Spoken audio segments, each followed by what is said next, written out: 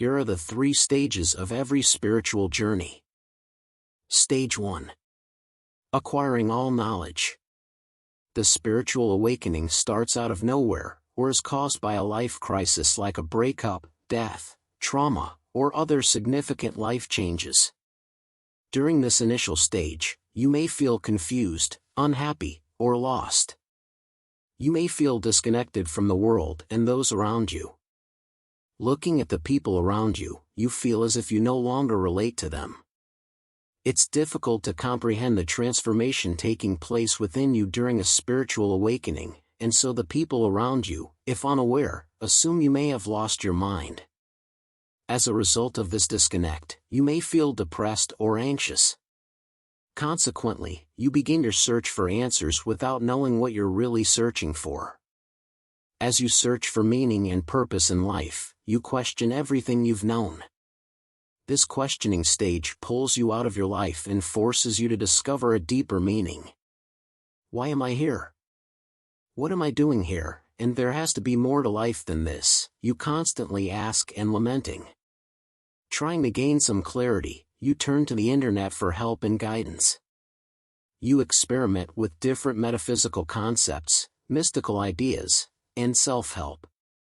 The moment you learn all that you can, you become more aware of yourself, and it's as if you're meeting yourself for the first time.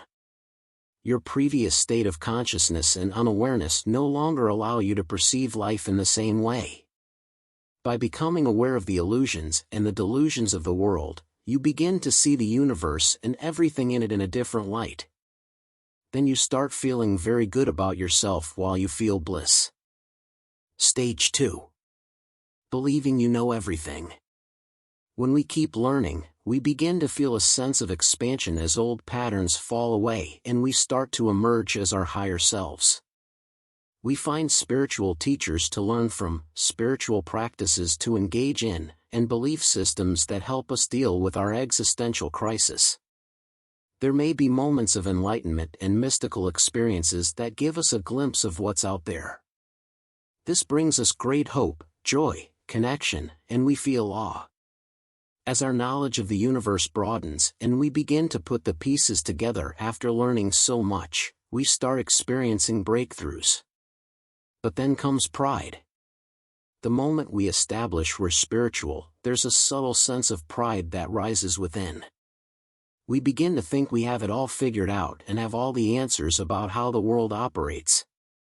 As we see the world through all of its facades, we begin to understand it more clearly. We then feel the need to lecture people about how they should live their lives, and we try to force them to wake up.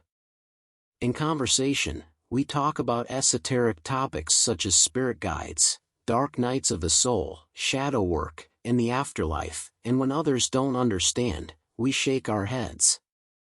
We feel superior to those who don't know the things we know, almost feeling sorry for them for missing out on the wonderful things we are learning.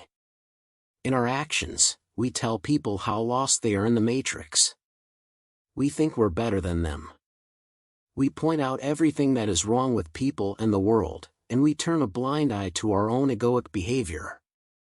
We spiritually bypass because we are always chasing after the light and turning our backs on the darkness that is also stewing within.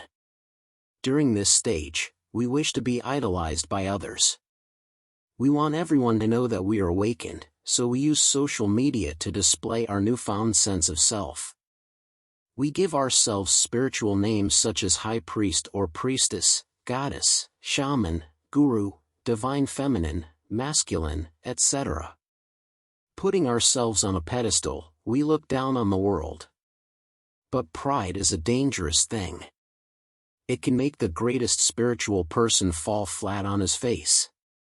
The real test for a spiritual person is to tame and gain control of the spiritual ego, and if we don't, the universe sends us new challenges because, obviously, we don't get it. The only thing worse than ego is a spiritual ego. You think someone's ego is big? Wait until you see a spiritual person develop an ego. Stage 3. Realizing you know nothing at all. When we've been prideful, our first reality check hits us. We see that we've got this spiritual stuff wrong. we begin to understand the true purpose of the awakening. The truth is that we were called to awaken because we were walking down the wrong path and not because we are more special than the one who isn't awake. If there's anyone that needs to do the work, it isn't the one who is still asleep. It's the one who has woken up. When we point a finger at those we believe are asleep and making our lives difficult, we must pay attention to the three that are pointing back. When you're still operating from your ego and passing judgment, criticizing other people's ways and belittling them, your awakening becomes a big bad joke in the eye of the universe. The universe sees to it that we move our ego into the back seat and let our soul take the wheel. As the ego is removed, it feels like we're losing our spirituality. This is known as ego death. It is unpleasant because as we walk toward our purpose, we want to feel like we are making progress. It seems like we are starting all over again, but this time we must do it in the right way with the ego in the back seat.